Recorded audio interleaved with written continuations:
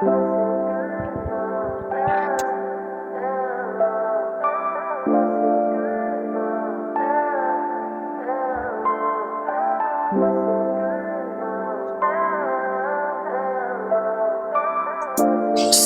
here, contemplating nights I should have died. The morning I'm waking, 2 texts calling me crazy. Full of drink, but I'm still vacant. Many tears I cannot cry, hold them in till I drown. Mercy, mercy, mercy, mercy, mercy, mercy.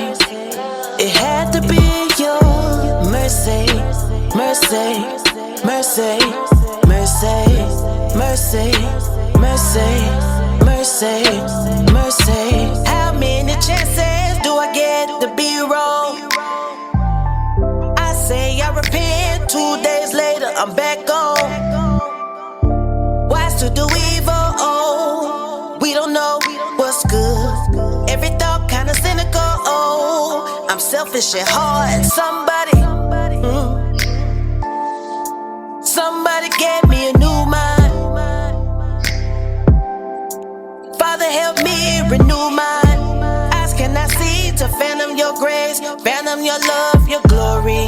I could have been a different story for me. This world ain't got nothing for me or you. This world for the holy is taboo. Ooh, ooh. Selling your soul for cheap fun. Quick on your feet for a dry run. I am nothing but dirt, I'm filthy. Clean me up so they see me in you. So I won't do what this flesh wanna do. So when I do unto you. I magnify your name in this place. Everything I am is cause of you.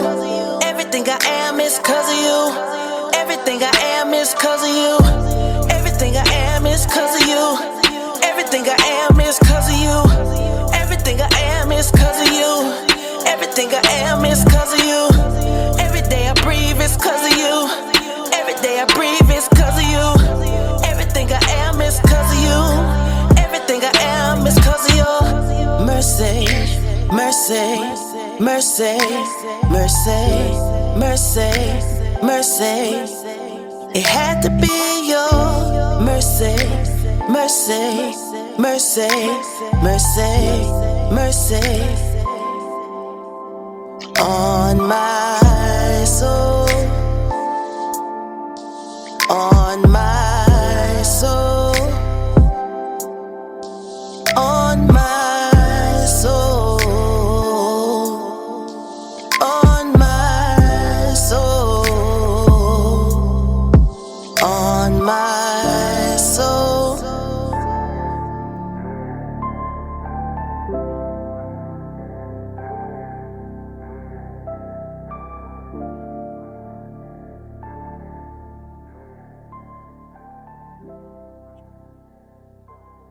Hello and welcome, sisters and lovely ladies, to another live episode of Israelitesses United. This is Sister Yaya, and it's always a blessing to be able to bring forth another live show by the grace of the Most High. And we do apologize last week that we didn't have our live show, but we hope that everybody has really had a very blessed feast month and been able to have a very wonderful, blessed Passover and Feast of Unleavened Bread. We are a group of Bible believers. We are Hebrewisses. We are Israelitesses. We are Gentiles who serve the Most High God of the Hebrews. We come together to deal, heal, and build in the spirit of Christ, love, and unity. We're always searching or looking for self-improvement and spiritual growth and betterment.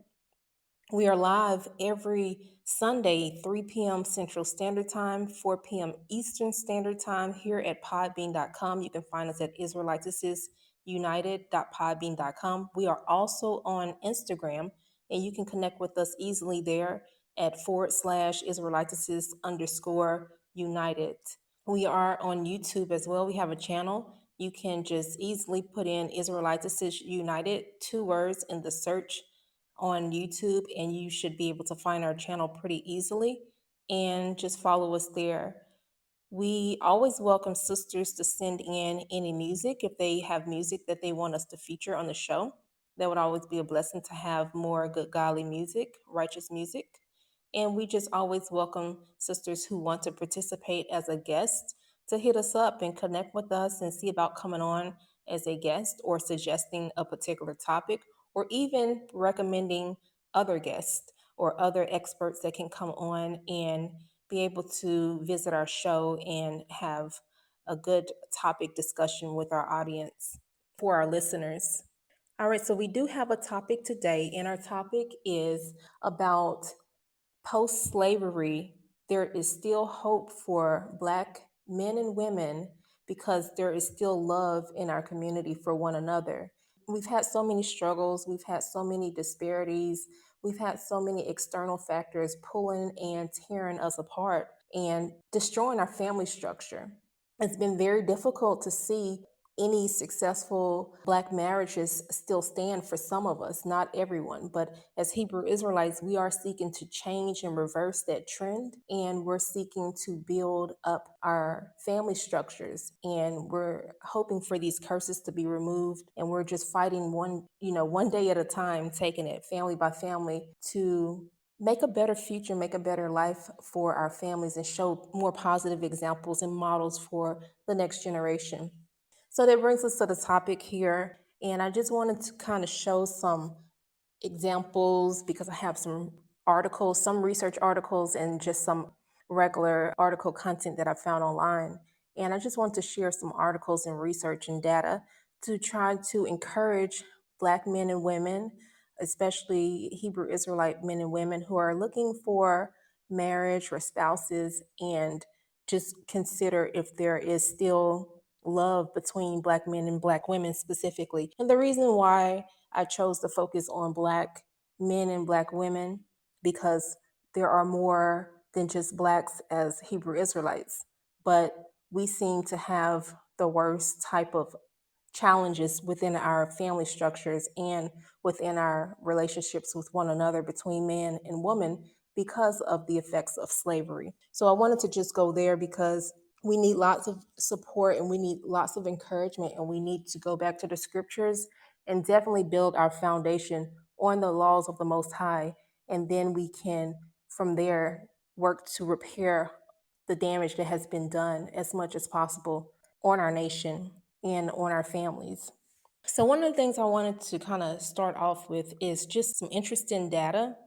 And I wanted to go with first looking at the percentages or proportions of African Americans or Blacks in America that are married and what that trend has looked like from the 1970s up into more recently. Okay, so one of the statistics that I found is that in the 1970s, 90% of African Americans were married between the ages of 40 and 44. So that's almost 100%. So most of our families had a man and wife unit in the 1970s. And that's just something to be very happy about and pleased and proud about because we don't really hear about that these days. And the youth don't really know that type of number or see those type of examples for families and marriage structures. However, by 2012, 60% of African Americans were married. So we see that the numbers dropped significantly by 2012. And in addition to that, African American women were less likely to be married or to remarry. So definitely some damage was done to the man and woman relationship in the Black community. And African American women were more likely to get divorced or separated after marriage. And this is by 2012.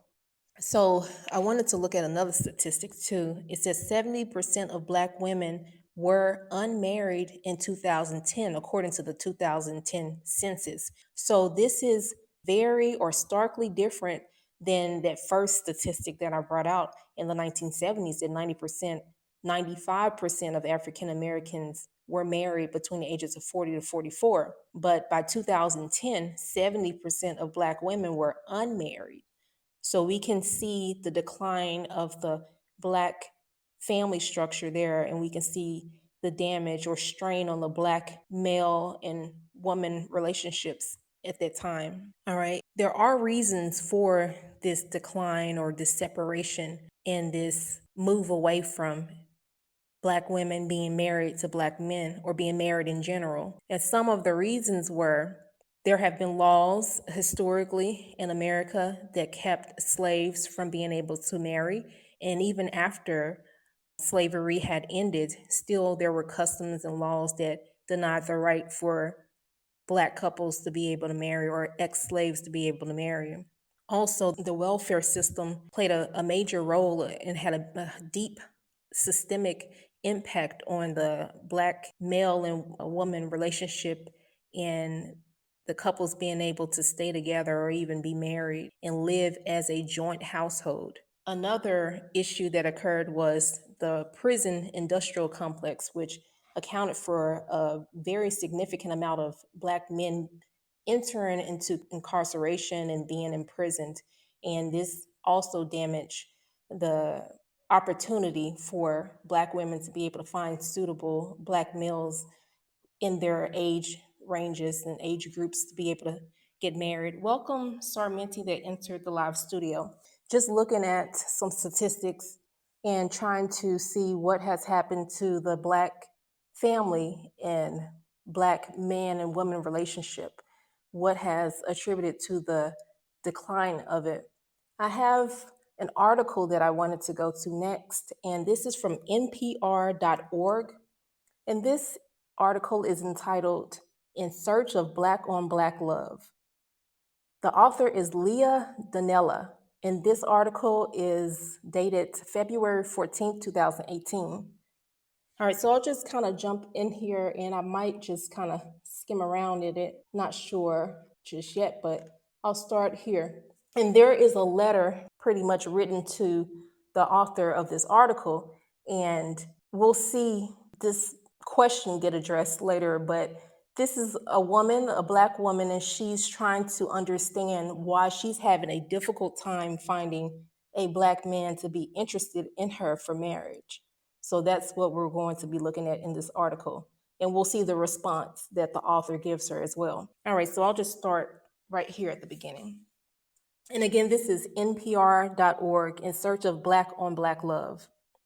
All right, so the article states, is it really true that a good Black man is hard to find? This week, we're taking on some long-lasting stereotypes about Black on Black love.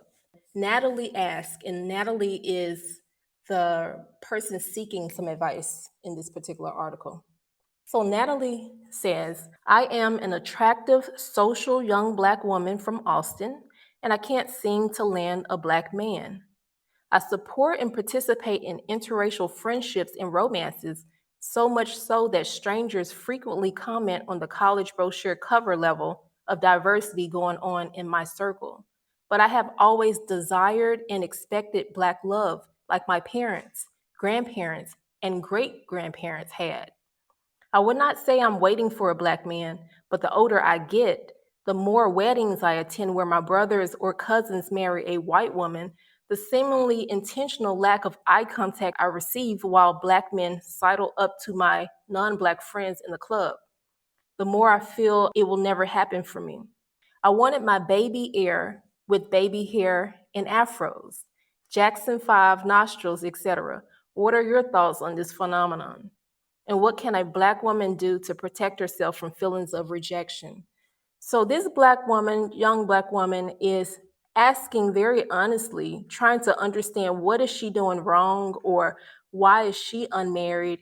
And she has dated interracially and she doesn't seem to prefer that, even though she has experience with it.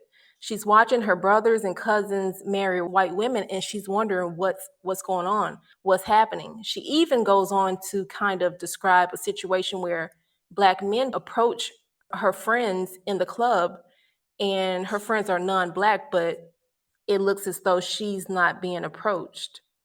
She prefers to have a child with an afro. So that's what she means when she says, I want my baby heir with baby hair and afros. So she wants her future child or children to have afros. She wants them to be Black. And she's just kind of struggling with feelings of rejection from Black men. So, this is what we're going to see get responded to in this particular article. All right, so here we go.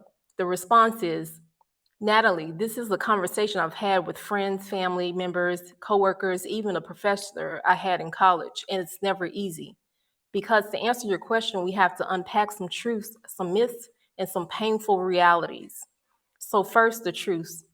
Dating is hard for lots of people, but for Black women in the United States, it can be uniquely horrible. For one thing, we're often expected to conform to white beauty standards. All right, so I'll just pause right there. I really do applaud many women these days in the Black community for going natural, trying their best to move away from these white beauty standards that they tried to conform to, adhere to for many years. So I would say today, I've seen a lot of move or shift to trying to be more embracing of our natural beauty. So I can't understand why this author responded this way to say that we were expected to conform to white beauty standards because that's the reality that I've seen as well.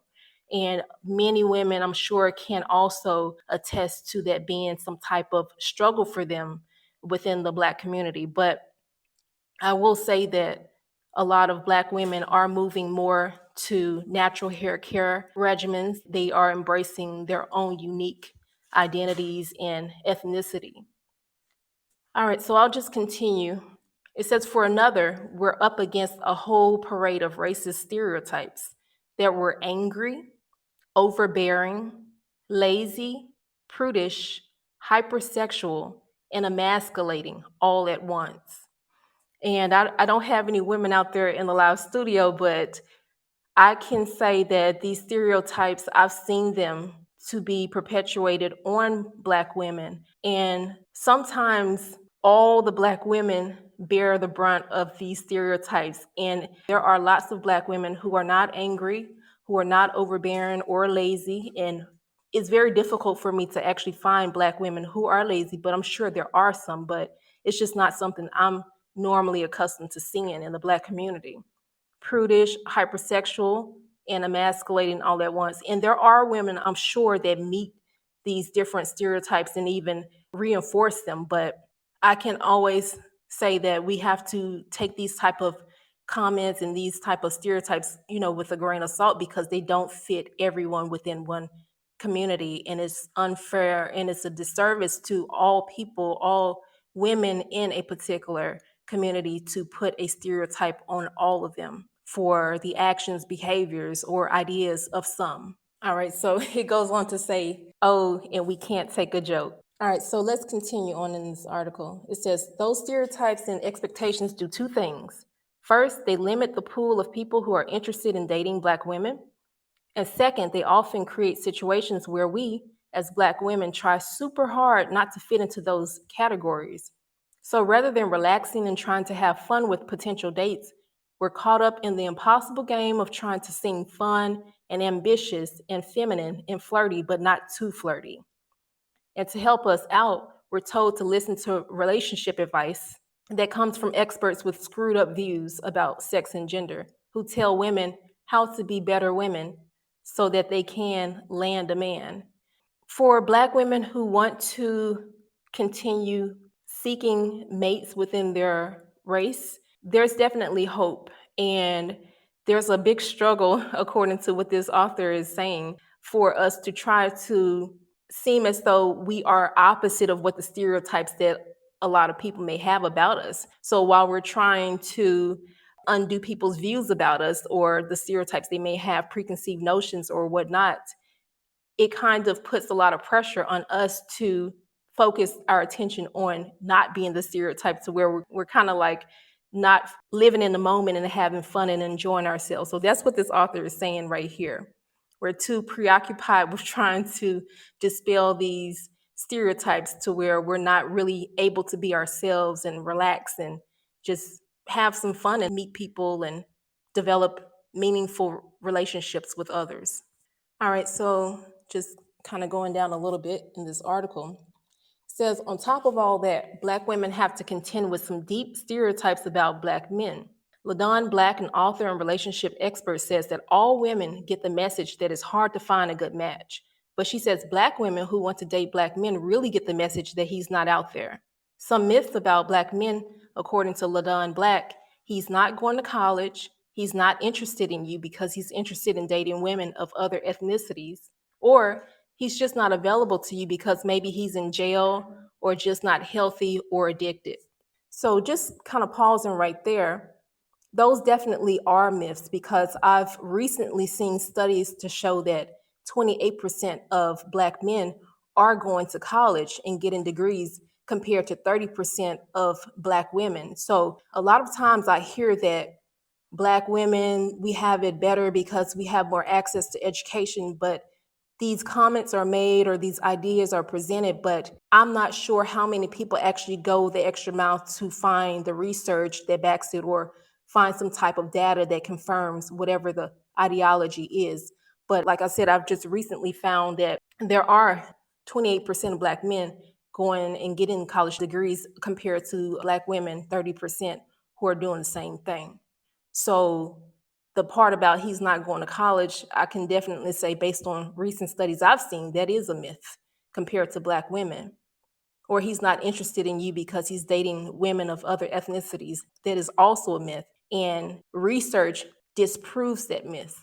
And I actually have a study that I'll share that shows the opposite. Black men and Black women both want to date each other. The majority indicate in studies, male and female, men and women in the Black race want to date and marry one another. They prefer one another over other ethnicities. All right, so I'll just continue on in this. Black says, we get these messages all the time. And what has happened is that we as Black women have started to internalize it. Even though we look around and see that our girlfriends are getting married, or even though we see family members, we see people growing and thriving. So let's take a look at some numbers. Okay, so we have very interesting statistic that we're about to look at now. According to a 2015 Pew Research study, 75% of recently married Black men were married to Black women. So this is one of those statistics that I was talking about where it's just disproving the myths that we hear oftentimes in the Black community about Black relationship. And again, this is a 2015 Pew Research study, and it shows 75% of recently married Black men were married to Black women. So most of Black men are not going out marrying other ethnicities. The majority of Black men are marrying Black women. All right, so I'll continue. In other words, Black men who marry Black women are the norm. And contrary to popular belief, the percentage was even higher for college educated Black men and those who earn more than $100,000 per year, according to some Howard University researchers who delve deeper into the statistic. All right, so just stopping there, that shows very clearly how some of the myths that we come across or we hear often in the Black community just aren't true. And for those who don't take, the initiative to actually go and look up the data, look up and do some research to see what's true, what's not true, we can fall victim and fall prey to these stereotypes and these myths and still have such a negative view about the other gender.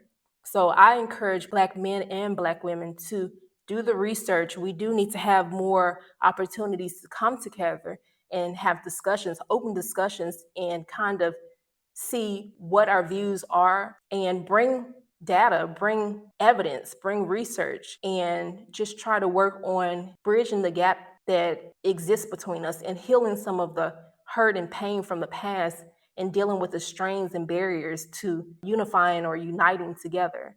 So that's what I encourage. All right, so I'll just go on to another part of this article. It says there's another stereotype about Black men that's worth unpacking. Many people cite OkCupid findings from 2014 to underscore the idea that Black women and Asian men have the worst outcomes among straight couples on dating sites. What they don't always add is that the Black men always face a racial penalty for being Black. We've all heard the myth that Black men have their pick of the pack when it comes to dating, but in fact, they're up against a whole host of setbacks of their own. Of course, looking at those numbers doesn't tell the full story. Black men are still significantly more likely to marry someone of a different race than Black women. That 2015 Pew study found that 88% of Black women were married to Black men. All right, so even though Black men and Black women do prefer each other, and 75% of them are married to one another, according to the 2015 Pew Research study. So that's the majority. There's still a higher percentage of Black women who will marry Black men. 88% of Black women will stick with their own race. All right, and there are a lot of reasons for that. There are, again, a lot of struggles that the Black man faces. The same for Black women, we face things as well, but there are things uniquely to the Black man that they face that account for the reasons why they may marry outside of their race. All right, so now knowing all this data doesn't mean the next time you go out, the Black man of your dreams is magically going to start chatting you up. So what do? All right, LaDon Black says, intentionality is your friend. She's saying be intentional about meeting the man of your dreams. If you're a Black woman looking for a Black man, you have to actually make yourself available. You have to actually go out in the community, and you have to take some initiative to try to form some friendships and try to get to know people. All right, so she's saying using a dating app, and as people within the Hebrew Israelite community, I'm not sure what that's going to look like. I don't advocate for that, of course, but the idea that she is getting at is that you have to make yourself available. You can't, stay at home thinking you're going to meet somebody. You have to actually go out, be more sociable, and, of course, let the Most High direct and lead you, and He will send the person your way, but don't give up is what she's saying, I believe. And what I'm saying is don't give up. All right, so I don't know, Sarmenti, do you have anything you want to comment? What do you think about what I've just reviewed, this article? I have another one, actually, and this one is more focused on the Black men. So I'm about to go to that one next. All right, so this one is found on the conversation.com website, and it's entitled The Reality of Black Men's Love Lives and Marriages is Very Different Than What's Usually Shown on TV. I spent years actually talking to them. So this is a very interesting article. I reviewed it a little earlier, and I really enjoyed reading it because the author is a professor of social work at the University of Louisville, and he's done quite a bit of research. He's done his own studies on Black communities and the relationships between men and women in the Black community, and lots of other topics that he's covered. But he's done some pretty extensive work, and I really enjoyed seeing what he's been able to do so far. And I just look forward to reading some more of his studies. But this is an article that he published based on some of the studies that he's already conducted or performed. This article was written in December 16, 2020. His name, the author, is Armand Perry. And again, he's a professor of social work at the University of Louisville. And again, this title of this article is The Reality of Black Men's Love Lives and Marriages is Very Different Than What's Usually Shown on TV. I spent years actually talking to them. So he's actually interviewed a good number of Black men to find out exactly what their views are on love and marriage. All right, so I'll just jump in there. So the article states, finding and keeping a good Black man in a relationship has become a cottage industry. From celebrities and reality TV stars to social media influencers, for better or worse, there is no shortage of relationship advice to people seeking to figure out Black men. And while much of this content is understood to be for entertainment purposes, some of it's presented and received as legitimate and data-driven. This is a problem because too many people cannot distinguish what they see on screen from reality. Media portrayals are often hyperbolic and sensationalized to attract public attention. Equally troubling is that the majority of academic research in this area also perpetuates many of the same negative patterns that are common in popular culture. As a graduate student and university professor, I have spent nearly 2 decades reviewing these studies on Black men and families. The general consensus from them falls into one of 2 categories. First, that many Black men are not viable marriage mates because their financial struggles will not allow them to provide for a wife and children. All right, so that's one of the major categories as far as why Black men may not be viewed as available for marriage or viable for marriage. All right, so it goes on to say other studies conclude that many poor Black men reject monogamous romantic relationships in favor of a hypersexual masculinity to overcompensate for their inability to fulfill the traditional breadwinner role. These men, the studies conclude, treat women as conquests rather than partners. So this is really interesting because there's a lot of talk within the Hebrew Israelite community and conscious or nationalist, Black nationalist communities also about polygyny or plural marriages. And according to this study by Mr. Perry, he's saying that many poor Black men reject monogamous relationships, romantic relationships, in favor of hypersexual masculinity to overcompensate for their inability to fulfill the traditional breadwinner role. And he is getting this information from men themselves. He says these men, the studies conclude, treat women as conquests rather than partners. So I just found that interesting because I haven't read the study that he's alluding to right here, but I'm interested in reading it because this is a different take that I've heard lately on this particular subject matter. All right, but I'll continue into this article. It says in both historical and more recent research, studies on Black men have disproportionately examined the lives of low income men and the struggles they face in maintaining stable relationships in the face of economic disadvantage.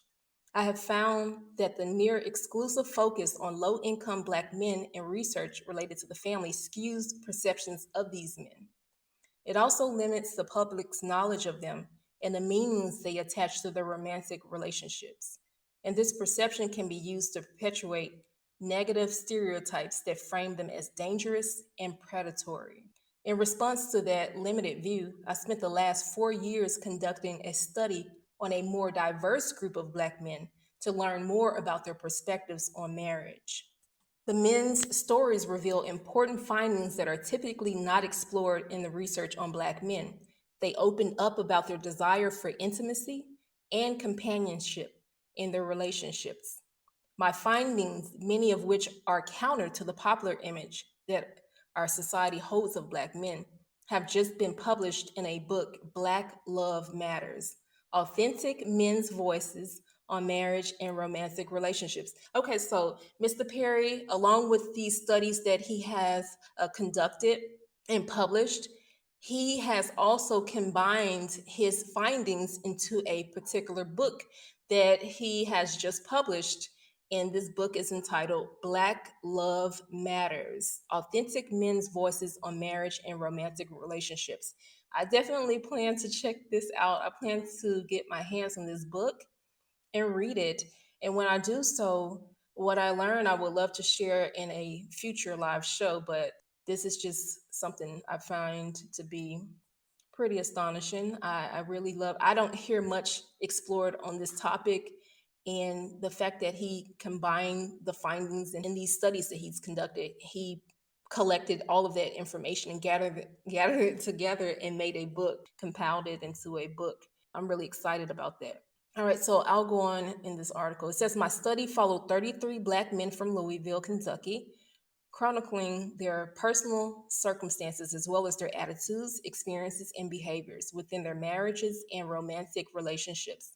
The data for the study were collected from over 150 hours of interviews with the men. So we have 33 Black men in the Louisville, Kentucky area, and Mr. Perry was able to discuss with them. And he says he collected data from over 150 hours of interviews with the men, but he was able to explore with them their personal circumstances, their attitudes, experiences, and behaviors within their marriages and their romantic relationships. So I would love to see what he was able to find.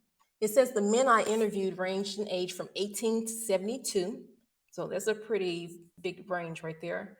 They represented a variety of relationship statuses, with men reporting being single, romantically involved, married, divorced, and remarried.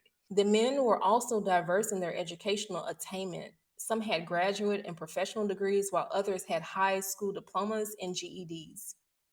The men also varied in their economic situations, with annual incomes ranging from no money, $0, to 175,000 USD per year in annual income. In sharing their experiences, the men provided an in depth look into their love lives. Their discussions touched on many important factors that have shaped their past and current relationships. They reflected on how they met their partners and the characteristics that made them stand out from previous partners. The men described their ideal marriage mate and shared what marriage means to them. In discussing what attracted him to his wife, one man stated, "She wasn't phony. She was comfortable being herself. She wasn't trying to impress anybody, so it made me learn to be comfortable being myself." That's beautiful. All right, so I just want to go ahead and continue, but that is a beautiful thing to hear. The most important decision. All right, so this is the section of the article that I'm in right now. In the interviews, many of the men credit their partners with making them better husbands, fathers, and men. According to one of the participants, "I always tell her that I couldn't have become who I am without her. Meeting the right person to stand with the right person is probably the most important decision I've made in my life." The men even recognize the ways their relationships serve to combat the negative perception that often surrounds Black men. The media portrays us as shiftless and violent and not to be trusted. I think when you see a man with a woman treating her well, a man with his children treating them the way they should be treated, it dispels a lot of what folks see in the media. Just seeing positive men doing what men should do is a good thing, said one man. Most often, the men talked about how the unique characteristics that set their mate apart from others they had dated.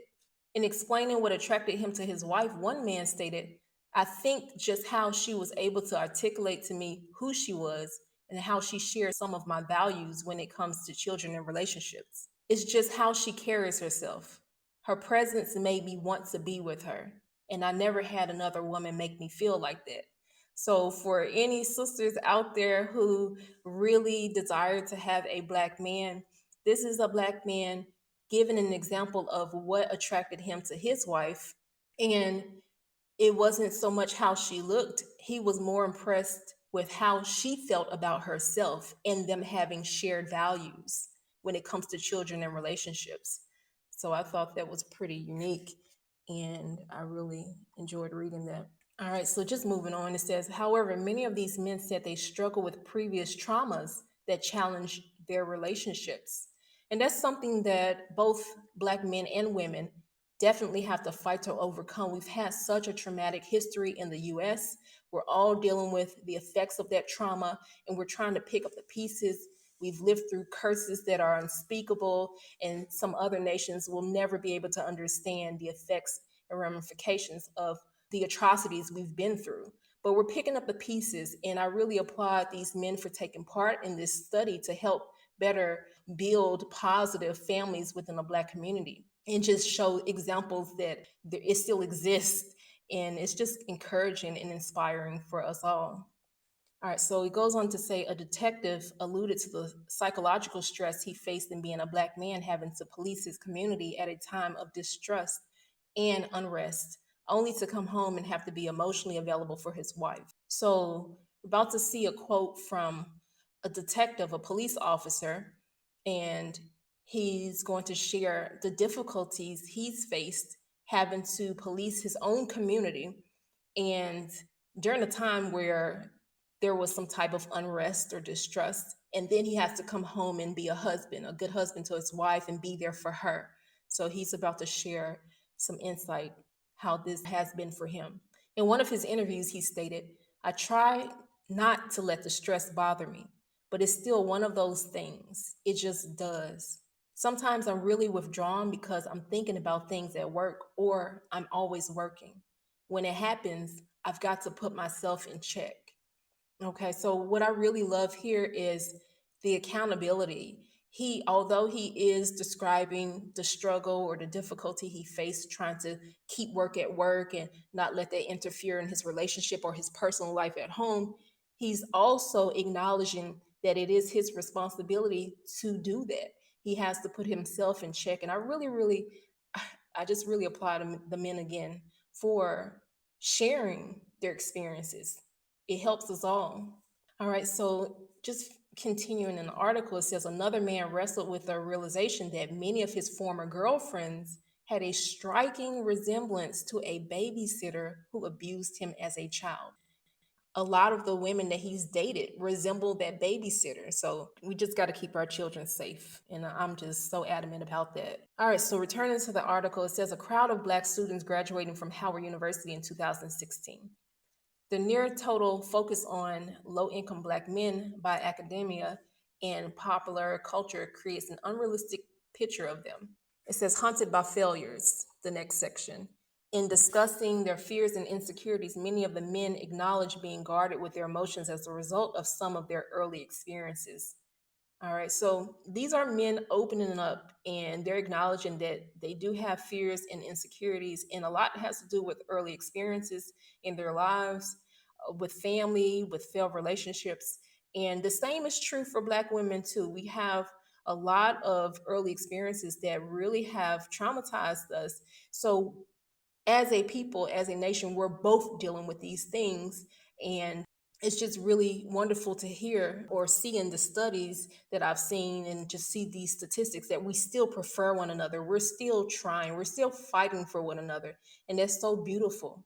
So I just felt like sharing that as well, my thoughts.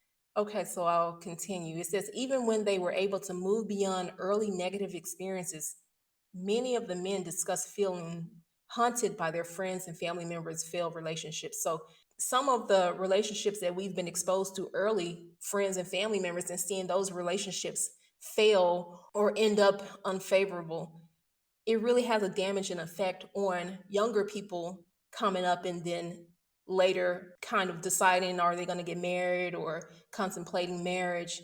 Those early associations and experiences stick with us. So we do have a responsibility, men and women today, and if we're getting married, we have to fight for our marriages. We have to make sure we're showing positive examples of marriage to our children, especially in the Black community, because we need to see that. We need to see that so that we're growing stronger in our family units and in our structures, and we're laying a strong foundation for children coming up to continue marriages, healthy marriages within our community and our nation. So I just want to share that thought, but it's the same across the board for both Black men and women. We have negative experiences that we're exposed to, and they affect us. They affect us long after.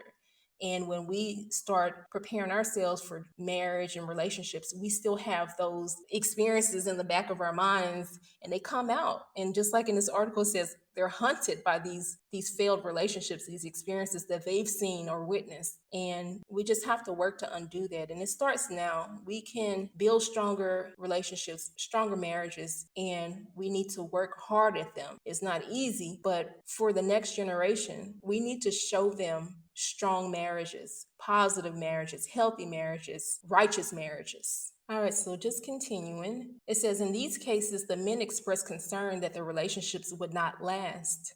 As one participant said, I don't know that many people of color have seen marriage modeled very well.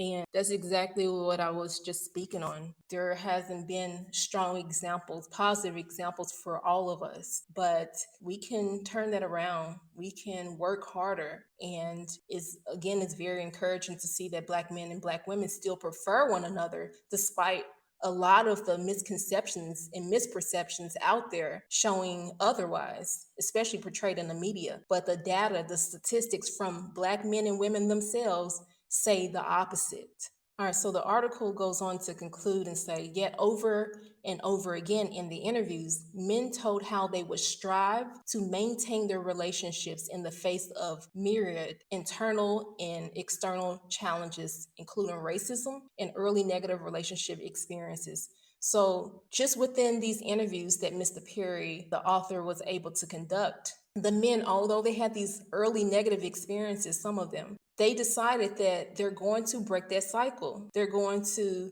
fight to maintain their relationships despite racism, despite whatever the obstacles or the barriers or the odds that they're up against. And that's commendable. And I just really, really enjoyed this article. Again, the book is Black Love Matters, and this is from Armand Perry, and he's a social worker at the University of Louisville. And it's just been a wonderful experience being able to review his article here.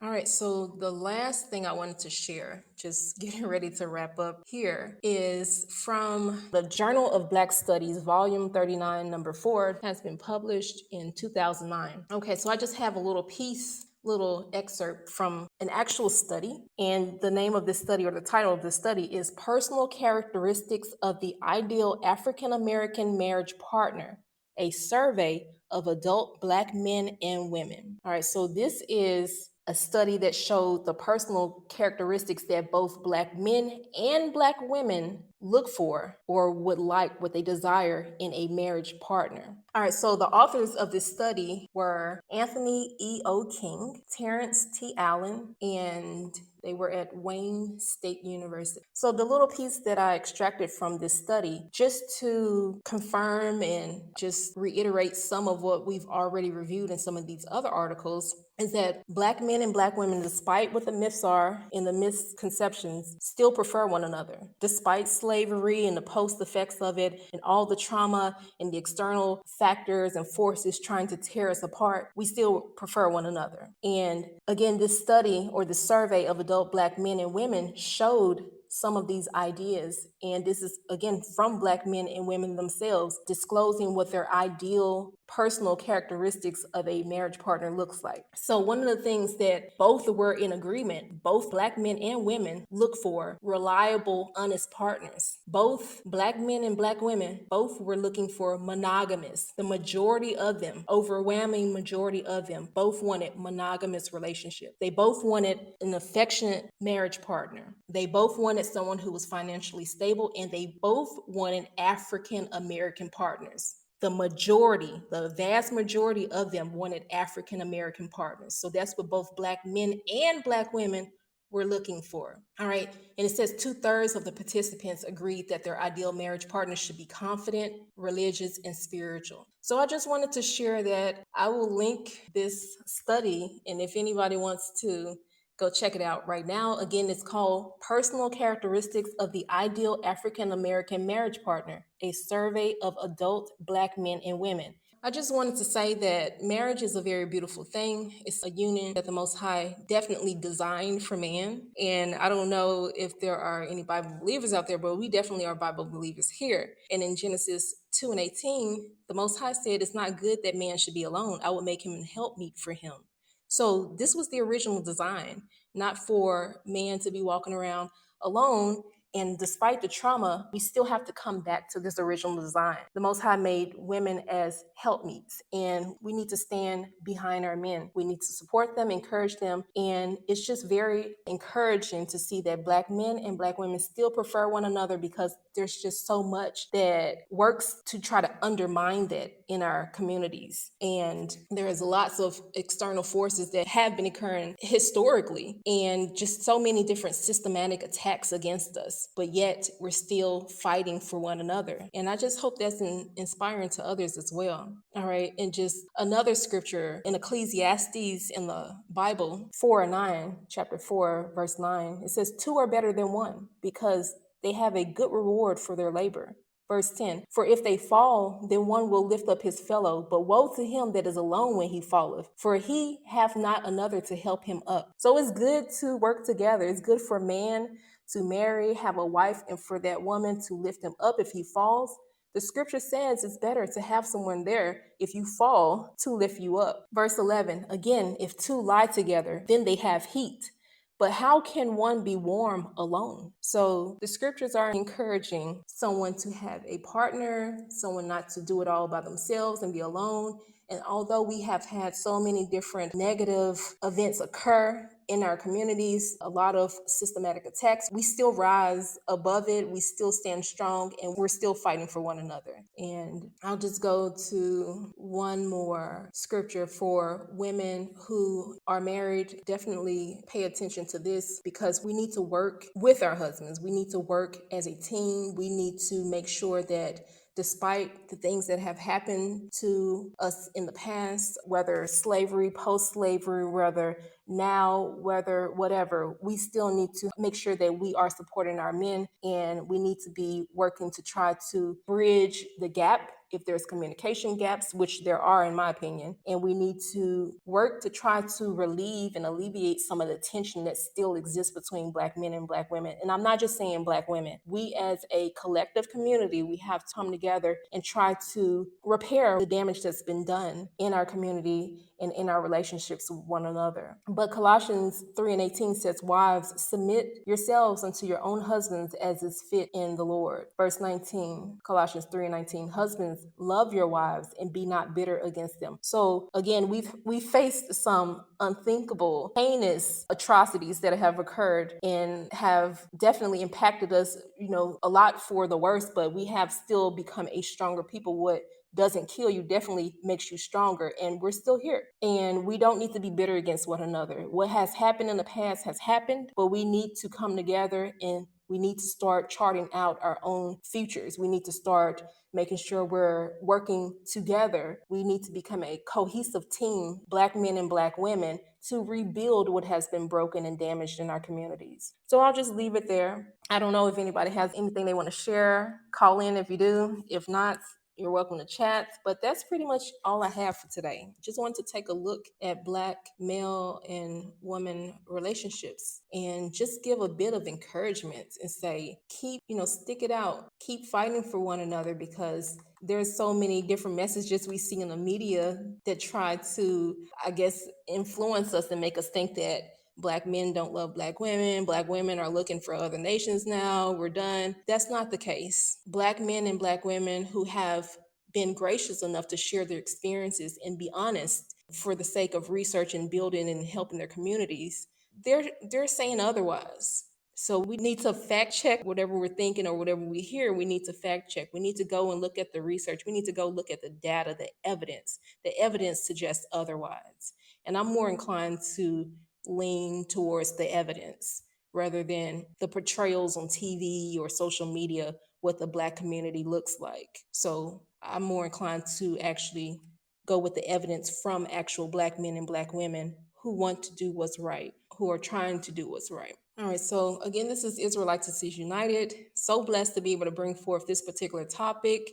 We're always live 3 p.m. Sundays, Central Standard Time, and 4 p.m. Eastern Standard Time. And we're on Instagram, we're on YouTube. You can connect with us there. If you have a topic you want us to look into, or if you have a guest, feel free to share and make suggestions for us. And hopefully we'll be able to have some more interesting topics like this. I actually plan to read that book, like I said, that Black Love Matters. And I would love to share what my reaction to the book is and what I find in that book. So that's something I look forward to in the future. All right, so thank you for everyone. Sarminti, I see you out there in the live studio. Thank you for coming by and just checking us out and joining us for a live show. Everybody out there, peace and blessings. See you all next week, if it be the Most High's will.